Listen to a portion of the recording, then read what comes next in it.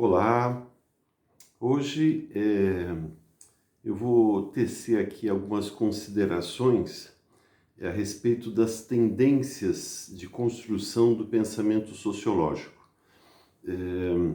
Esse vídeo ele não substitui, né, ali o material de apoio que vocês têm, né, no Moodle, especialmente ali os textos, mas pode ser assim, contextualiza, reforça um pouco algumas ideias que estão subjacentes àquela explicação que vocês encontram no nosso material de apoio. E está diretamente ligado à atividade que vocês estão preparando, e lembrando, vocês têm até o dia 28 até o dia 27, perdão, de setembro, até dia 27 de setembro, para postar ali a atividade. E que versa exatamente sobre essas três grandes perspectivas de construção do conhecimento sociológico, que são a perspectiva funcionalista, a perspectiva interacionista e a perspectiva do conflito, né? Então, são três formas de organizar o pensamento sociológico, a construção desse conhecimento, desse estudo da sociedade em bases científicas. Existem outras formas, pode ser assim, né, de a gente identificar, detectar, né? Então, por exemplo, tem aqui o aspecto relativo a intencionalidade na construção do conhecimento sociológico, né? E aí alguns autores, que não é o caso desses autores que a gente está trabalhando aqui, né? Mas muitos autores agrupam em duas grandes tendências, né? Então, só vou comentar aqui só para a gente, digamos assim, extrapolar um pouco, né, esse universo de conceitos que está disponibilizado no material de apoio, mas que ajuda, né, na reflexão sobre o conteúdo, né, sobre, né, a produção do conhecimento sociológico. Ora, então, alguns autores vão dizer o seguinte: a gente pode organizar o pensamento sociológico em duas perspectivas, né? A sistêmico-funcionalista e a crítico-estruturalista. Então, por exemplo, eu estou deixando para vocês no material de apoio, é um link que tem na nossa página do Moodle, que está identificado, né, como o material professor Ricardo Galvanese, enfim, é um material ali, pode ser assim, complementar, né, ao conteúdo que nós trabalhamos em aula, a isso que vou comentando aqui nos nossos plantões, enfim. E ali eu trato a questão da exclusão social, são links de 2020, acho que 2021, enfim, acho que 2020, né, que eu trato a questão da exclusão social e da desigualdade estrutural brasileira, né? E, por exemplo, aqueles dois vídeos, eu faço ali uma contraposição, eles são construídos na perspectiva crítico-estruturalista, né?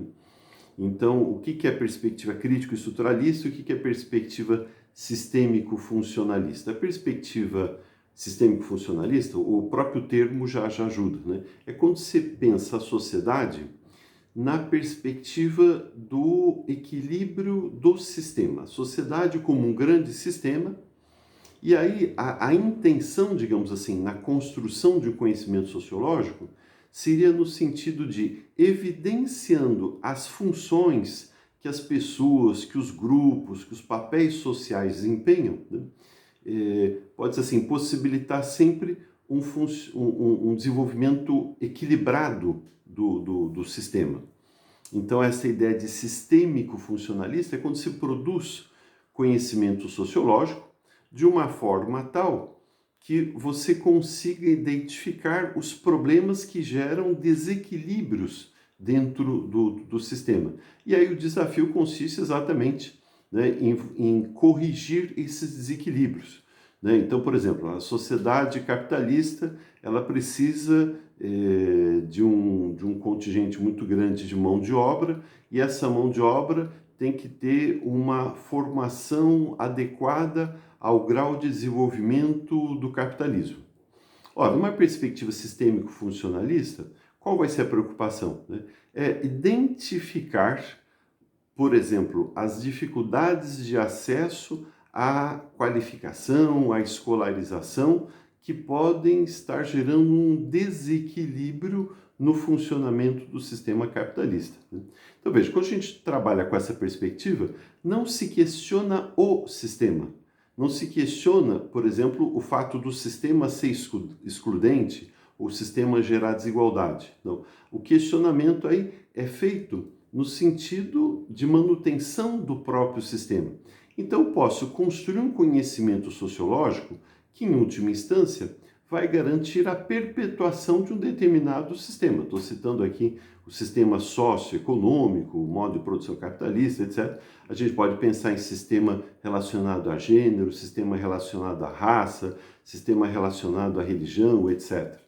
Então, uma forma de construir a sociologia é você pensá-la nessa visão sistêmico-funcionalista e que, em última instância, a perspectiva fundamental aí, a intencionalidade fundamental, seria a manutenção do próprio sistema. Ora, diferente quando a gente trabalha numa perspectiva crítico-estruturalista. Então, por exemplo, os vídeos ali que eu deixei nesse material, né, tem uma entrada no Moodle que eu comentei ali, material de apoio, acho que está identificado, né, professor Ricardo Gavanese. Então, nesses vídeos que eu trabalho, primeiro exclusão social, depois desigualdade social, ali a perspectiva já é outra, é crítico-estruturalista. E qual que é a perspectiva crítico-estruturalista? É quando você não critica, por exemplo, para pegar esses vídeos aí, a exclusão no sistema. Quando você critica o próprio sistema enquanto um processo de exclusão. Ou seja, aí a sociologia, ela coloca em pauta não desequilíbrios sistêmicos, mas o próprio sistema. Há, portanto, um questionamento sobre a legitimidade, os tensionamentos, as contradições que organizam um determinado sistema social. Pode ser um sistema socioeconômico, sociopolítico, sociocultural, etc. Então, aí, o questionamento, daí por isso chama-se crítico estruturalista, ou seja, você estabelece a própria estrutura de organização social ao crivo da crítica. Né? Há uma análise que evidencia os limites, as contradições, as inconsistências, as ilegitimidades do próprio sistema. Então, estou citando aqui a título quase que aqui de introdução, que a gente pode, né, portanto, organizar o pensamento sociológico com uma intencionalidade científica distinta. No primeiro caso, a sistêmico-funcionalista, você está pensando na manutenção de um determinado sistema social. No segundo caso, na crítico-estruturalista, você está pensando na transformação, na superação de um determinado sistema de organização social. Né? E aí, portanto, no segundo caso, você tem, digamos assim, um olhar muito mais crítico, né? Um olhar que coloca em questão a própria validade de uma determinada organização. Então, por exemplo, quando você faz uma análise sociológica crítico-estruturalista da exclusão e da desigualdade dentro do modo de produção capitalista, do sistema capitalista, né? Nessa segunda perspectiva, você coloca já sob crítica o próprio sistema capitalista. Trata-se aí de evidenciar as contradições, né? A falta de legitimidade, o tensionamento intrínseco a esta forma de organização da vida socioeconômica, que é o modo de produção capitalista, que é uma forma possível dentro, né, de outras formas que já existiram e de outras formas que existirão, pode ser assim, né, ao longo da história. Então, portanto, vejo que são visões diferentes. A intencionalidade sistêmico-funcionalista, né, ela visa, de uma sociologia sistêmico-funcionalista, ela visa a manutenção de um determinado sistema. No segundo caso, a intencionalidade de uma sociologia crítico-estruturalista vai no sentido de superar um determinado sistema social. Né? Então, voltando ao mesmo exemplo, né, quando você discute pobreza, desigualdade, exclusão dentro do capitalismo, se você está pensando em termos sociológicos, sistêmicos, funcionalistas, em última instância você está pensando em como manter o capitalismo reduzindo o grau de pobreza, de desigualdade, de exclusão a um patamar que não coloque em risco o próprio sistema capitalista. Quando ao contrário, quando se discute pobreza, exclusão, desigualdade no capitalismo numa perspectiva sociológico, crítico e estruturalista, você já está colocando em jogo, né, a própria existência do capitalismo, ou seja, trata-se de pensar a partir das incongruências desse sistema de organização socioeconômica, perspectivas de superação do mesmo na direção de um sistema pós-capitalista. Então, assim, a gente pode pensar também, né, na ordem, por exemplo, patriarcal, machista. Então, uma coisa é você pensar, né, o que, pode ser assim, gera tensionamento numa sociedade patriarcal, machista. Né? Então, por exemplo, a misoginia, o ódio às mulheres, a violência contra as mulheres pode gerar um desequilíbrio nesta ordem. Então, né, a perspectiva sistêmico-funcionalista vai dizer o seguinte, olha, é aceitável que homens tenham mais direitos que mulheres, mas os homens não devem agir com violência contra as mulheres, porque as mulheres se rebelarão contra os homens e colocarão por terra o próprio sistema patriarcal machista. Né? Veja que, por exemplo, os conflitos que estão acontecendo agora, em setembro de 2022, no Irã, mostram isso. Né? O Irã é uma sociedade autoritária, né, a partir de uma ditadura de base religiosa e terrivelmente machista, patriarcal, misógino. Né?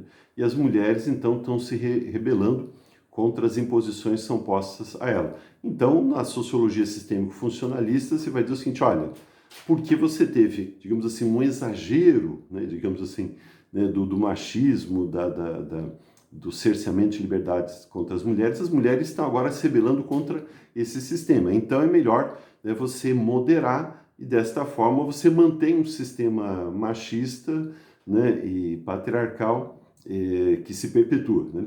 Diferente quando, por exemplo, você vai colocar em discussão o próprio machismo, o próprio patriarcalismo como estruturas de organização do sistema social.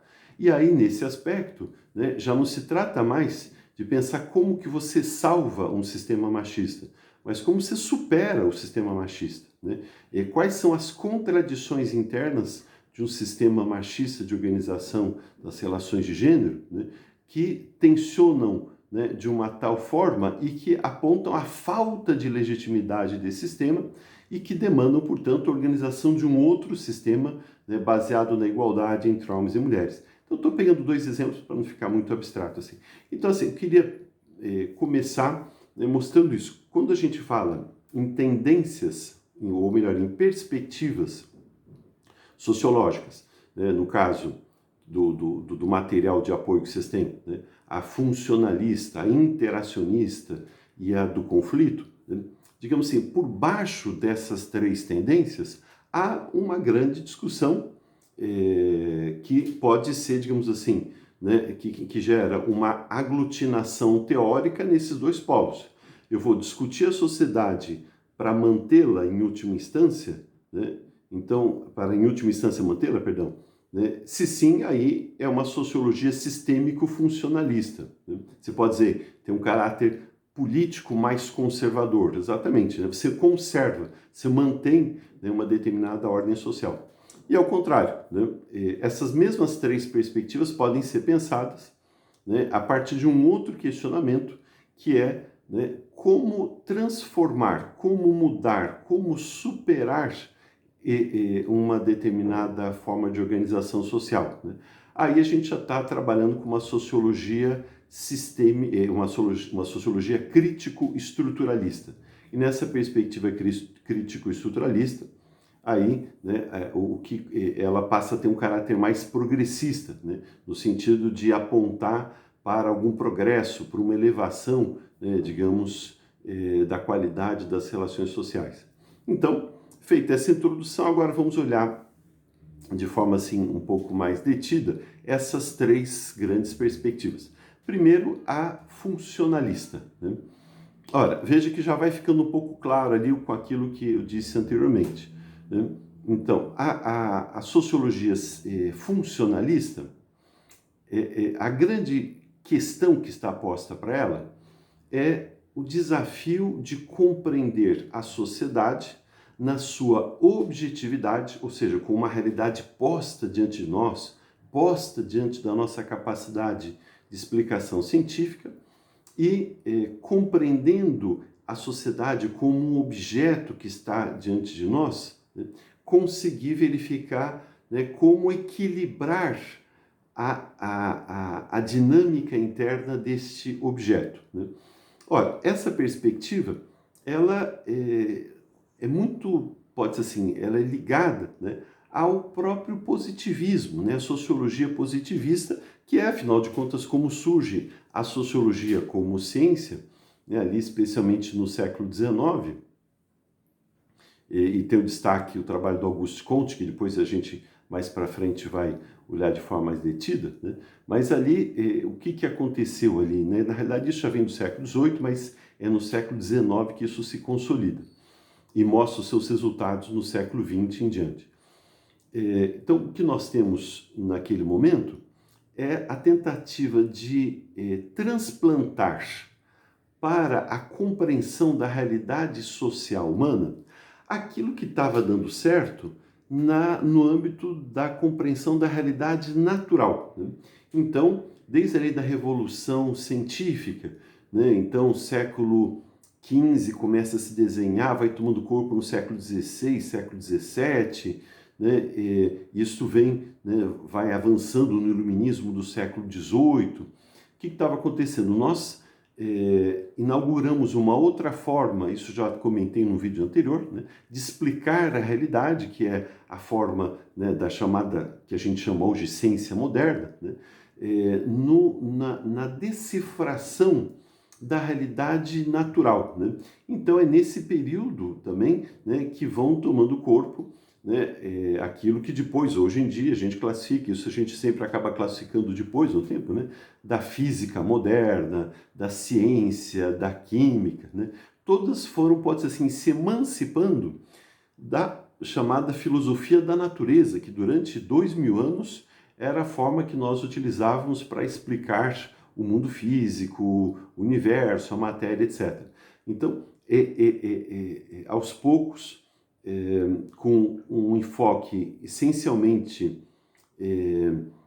direcionado para a objetividade empírica, para a experiência e o experimento, para a observação dos fenômenos, essas ciências naturais foram tomando corpo e foram tendo bastante êxito, né? Ora, o que vai acontecer, especialmente ali, né, no século XIX, é que há um entusiasmo no sentido de falar, olha, bom, se este modelo, se essa metodologia científica está dando certo para explicar o mundo natural, o mundo físico, químico, biológico, etc., é só a gente utilizar essa mesma metodologia para explicar o mundo social, né? E aí, então, é desta forma, né, que a sociologia nasce como ciência, propriamente dito, e nesse aspecto também é que vai se configurando as bases daquilo que a gente chama hoje de perspectiva funcionalista da ciência sociológica. Por que ela é herdeira, digamos, dessa perspectiva, né? Precisamente porque ali a intenção fundamental se dá no sentido de desbravar, de explicitar, de explicar, de analisar esta complexa realidade social, buscando os aspectos mais objetivos dela, né? Então, por exemplo, um dos nomes mais importantes dessa tendência é Durkheim, que a gente vai ter um vídeo também, né, comentando um pouco isso, né? Ora, Durkheim vai dizer, olha, o objeto da sociologia isso já, né, pode ser assim, no começo do século XX, o objeto da sociologia é o fato social, né? Ora, e o fato social, ele é uma realidade coletiva, é um fenômeno coletivo que subsiste em si mesmo independentemente das vontades individuais. Eu vou repetir. O que é fato social para o Durkheim? Um fenômeno coletivo que subsiste em si mesmo, independentemente das vontades individuais. Ora, então, o que o Durkheim queria dizer? Né? Que se tem instituições, né, escola, família, governo, Estado, padrões morais, etc., que eles existem independentemente da vontade dos indivíduos. Né? Claro que os indivíduos os reproduzem na sua conduta, se submetem, etc. Mas dessa forma eles se perpetuam. Né? Então, por exemplo, a instituição universidade. Nasce professor, nasce aluno, morre aluno, é a instituição universidade se mantém. Né? Uma universidade quebra, outra é inaugurada, mas a instituição universidade mantém. E se mantém, então veja, então você pode pensar a universidade como um fato social. Né? Então é uma realidade que subsiste em si mesmo, independentemente das vontades individuais. Ora, o que o Durkheim queria dizer, e a sociologia funcionalista vai nesse sentido? Que eu posso compreender este fato social a partir de uma metodologia muito precisa, muito exata, e aí eu tenho, né, um conhecimento propriamente rigoroso. Aí eu estou no campo da sociologia como ciência. Então, veja, é uma forma de se pensar, né, o fazer sociológico. Né? E aí, pode ser assim, o horizonte é um horizonte de entender que a sociedade é um objeto, olha lá, né, que existe em si mesmo, não importa o que eu penso, o que vocês pensam, etc., ela existe, ela está ali. Né? E nós, enquanto, né, produtores do conhecimento sociológico, temos que entender a dinâmica, as estruturas que se mantêm, os mecanismos que fazem com que esta engrenagem subsista em si mesma. Né? E aí, então, eu posso pensar, né, em comportamentos funcionais e disfuncionais. Né? Então, por exemplo, na sociedade, como eu comentei lá, capitalista, você precisa ter um certo grau de qualificação profissional, porque o capitalismo vai evoluindo, novas tecnologias. Então, por exemplo, se tem um contingente muito grande de trabalhadores que não têm acesso à educação, você está diante de uma disfuncionalidade. Né? Então, ao contrário, se a utilização da educação, da tecnologia, etc., se dão em patamares corretos, o sistema lá funciona de forma equilibrada. Né? Então, é uma maneira de se pensar, né, a realidade social. Diferente da perspectiva da interacionista. Na perspectiva interacionista, aí a grande questão é eu entender o significado da vida social para os indivíduos que se inserem nela. Então, veja, há uma espécie de troca. Né? Então, a sociologia funcionalista vai buscar a objetividade que organiza os fenômenos sociais. Já a sociologia interacionista vai buscar a subjetividade que explica os comportamentos sociais. Então veja que você, digamos assim, passou, né, do eixo da objetividade para o eixo da subjetividade. Não se trata também de confundir a sociologia com psicologia, não é isso? A psicologia vai mergulhar nos meandros da consciência, dos afetos, das emoções do indivíduo para pensar, para trazer luzes, né, na organização da existência das pessoas, na sua relação com o mundo, etc. Aqui, quando se fala, ao contrário, na sociologia, numa sociologia interacionista, não é psicologia, é sociologia. Eu estou tentando entender os fenômenos sociais. Mas para eu entender os fenômenos sociais, eu tenho então que mergulhar na intenção, na representação, no simbolismo, nas crenças, nos valores, né, de como que as pessoas vão enxergando esses fatos que vão, né, ocorrendo. Né? Então, para dar um exemplo muito próximo de todos nós, agora a gente está em período eleitoral, e você vê muitas pesquisas quantitativas, Datafolha, IPEC, etc., são pesquisas quantitativas. Elas, via de regra, vão se orientar numa perspectiva funcionalista. Vão pegar o dado objetivo, fazer um recorte, quantas pessoas ganham no Brasil até 2 salários mínimos, quantos ganham de 3 a 5, assim por diante e tal. E aí quantas pessoas quantos são homens, quantos são mulheres, quantos são católicos, quantos são evangélicos, tal. Você faz um retrato da sociedade brasileira, faz uma pesquisa, dentro dessa pesquisa você pega uma amostra, que é muito menor, né, mas que traz essa correspondência, né, e aí vê qual a intenção de voto.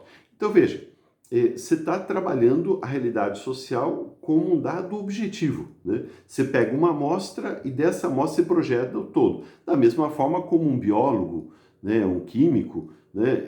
Então o biólogo não vai fazer o experimento com todos os seres vivos, ele vai pegar alguns e a partir daquela amostra, né, daquele experimento, enfim, ele vai então projetar a explicação, né, a respeito do conjunto daquela realidade biológica.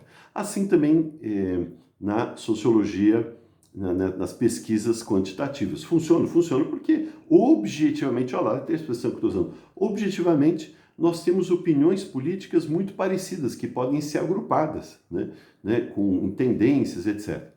Agora, veja que, por exemplo, para as campanhas não basta só você ter uma sociologia que capta o dado objetivo, quantitativa. Várias campanhas costumam produzir pesquisas, contratam sociólogos, etc., para produzir pesquisas qualitativas. E na pesquisa qualitativa, aí você pega um grupo muito menor, né, 10, 15, 50 pessoas, etc., cria situações de conversa, de diálogo, de debate, etc., e vai tentando entender a lógica, né? Por que algumas pessoas vão votar no candidato A, por que outras vão votar no candidato B, por que vão votar no candidato C, o que isso envolve, quais representações, o simbolismo, etc. Então veja, você está explicando um fato social, né? A pesquisa qualitativa, ela não invalida a pesquisa quantitativa, mas ela traz luzes para explicitar de forma mais clara o significado, né, daquela determinada visão, né, de mundo, né, que é detectável pela pesquisa quantitativa. Então, a qualitativa lança luzes sobre a quantitativa. Por quê? Porque são perspectivas diferentes. Olha lá, a quantitativa é uma perspectiva funcionalista, a qualitativa está numa perspectiva interacionista, né? Então, o fundamental para entender a sociedade é entender como que as representações, os valores, as crenças, as convicções, etc., acabam explicando dados objetivos a respeito da nossa convivência social. E a terceira perspectiva, ela não se confunde nem com a primeira nem com a segunda. A terceira aqui na minha explicação, né? No livro, geralmente ele coloca lá primeiro a funcionalista, depois a do conflito, depois a interacionista, né? Mas a terceira, então, que é a perspectiva do conflito, né? O conflitiva, ou sociologia do conflito, enfim, né? Aqui, a construção já é diferente, né? Trata-se de pensar a sociedade como um dado, outra vez, olha, coletivo, né? Que até tudo bem, tem aspectos quantitativos que você pode detectar, funcionalista. Você pode reconhecer motivações, significados que estão explicando as condutas sociais, perspectiva interacionista. Mas o fundamental é entender o tensionamento, a contradição, o conflito, os antagonismos que organizam a vida social. Por quê? Porque é um dado básico, né? A vida social, ela não é propriamente pacífica, ela é tensionada, né? Então, quando a gente vai vivendo em sociedade, né, as pessoas, os grupos, as classes, elas não têm relações propriamente harmônicas, são relações de conflito de interesse, né? Então, e o conflito de interesse ele está presente o tempo todo. Então, por exemplo, a universidade estabeleceu um prazo, vocês têm que entregar lá o trabalho de vocês até dia 27 de setembro. Então, por exemplo, se vocês estiverem muito atarefados, o interesse de vocês, enquanto alunos, é que esse prazo seja maior, né? A universidade, por sua vez, como tem que processar a informação, tem que equilibrar com as outras avaliações, etc., está olhando de outra perspectiva. O interesse da universidade é que seja a data máxima dia 27. Então você tem aí um conflito, né? O conflito não significa inimizade, guerra, tiro, bomba, nada disso, né? Então pode significar um conflito armado, né? Uma guerra civil, uma guerra entre nações e assim por diante. Mas o conflito, ele diz respeito a esse tensionamento, né? Então, e que atravessa as vidas sociais, a vida social o tempo todo. Os fatores que organizam a vida social são sempre marcados pela conflitividade. Ora, se eu ignorar essa conflitividade, eu não entendo a lógica fundamental da sociedade, né? Então, veja, outra vez, né? Uma coisa é eu pensar num resultado de uma pesquisa eleitoral que eu fiz a partir de uma metodologia quantitativa, visão funcionalista. Outra coisa é eu pensar qual é o sentido, né? O que está presente nas convicções, nas crenças das pessoas que vão votar no candidato A, na candidata B, no candidato C, assim por diante. Uma pesquisa qualitativa vai tentar evidenciar isso e, portanto, está numa perspectiva interacionista. Outra coisa é eu pensar na conflitividade social que explica, muitas vezes, esses movimentos, né? Então, né, por que um grupo social prefere um candidato, uma classe social prefere um candidato, outra classe social prefere outro candidato, né? No fundo, né, os candidatos aí vão viabilizar projetos, já viabilizaram projetos que interessam mais a uma classe do que a outra. Então eu não consigo, e é natural que no processo eleitoral, aquela classe que foi mais prejudicada, né, vá se identificar com o candidato que a beneficia, que foi prejudicado por um determinado governante, que vai se identificar com um candidato que, ao contrário desse governante, a beneficia. Então é normal, pode ser assim, que o conflito eleitoral seja expressão de um conflito de classes, né? E o conflito de classes, por sua vez, ele retrata muitas vezes exatamente o conflito socioeconômico, o conflito político, né? Então, né, veja, a sociologia do conflito, ela nasce de forma direta na crítica ao modo de produção capitalista. Por quê? Porque o capitalismo ele é essencialmente contraditório, né? Os interesses de quem compra trabalho são muito diferentes dos interesses de quem vende trabalho, né? Os interesses de quem é dono do capital são muito diferentes dos interesses daqueles que têm que vender a sua força de trabalho para conseguir sobreviver. Então, os interesses da burguesia são muito diferentes dos interesses da classe trabalhadora. E isso está presente estruturando, pode ser assim, a vida social. Então, se eu não levar em conta isso, né, então, na explicação, então, o candidato A, B, C, D, enfim, né, eles se vinculam mais a que classe social? A que projeto de qual classe social? Aos interesses de qual classe social? Então, se eu não trago isto na análise, a análise fica ingênua, né? Aí as pessoas preferem o candidato A que teve uma medida ali que ele tomou, etc., enfim, e o outro porque tomou outra medida, enfim, mas eu não consigo entender a lógica fundamental que rege, por exemplo, a disputa eleitoral. A disputa eleitoral é algo que pode ser observado quantitativamente, sociologia funcionalista, que pode ser observado qualitativamente, sociologia interacionista, e pode ser observada dialeticamente, né, sociologia do conflito. Ou seja, a sociologia do conflito é aquela que traz a lógica dialética, ou seja, a lógica do conflito, né, que é esta lógica que evidencia, né, como que a realidade vai se tecendo a partir de tensionamentos, né? E não são só tensionamentos de classes sociais, são de grupos sociais, de gêneros sociais. Veja que, né, hoje a sociedade contemporânea democrática ela se abre para discutir essas questões, né? O conflito de classes, o conflito de gêneros, o conflito de identidade de gêneros, o conflito racial, o conflito religioso, enfim. Por quê? Porque isso tece a sociedade. Ora, uma sociedade democrática é aquela que vai dar vazão, né, para que esse tensionamento venha à tona e vai buscar na forma do máximo conflito, do consenso possível, né, o máximo de consenso, o mínimo, né, de violência, uma solução para isso. Então, as sociedades democráticas buscam equacionar esse conflito. Mas o que já está presente? O reconhecimento que há um conflito, né?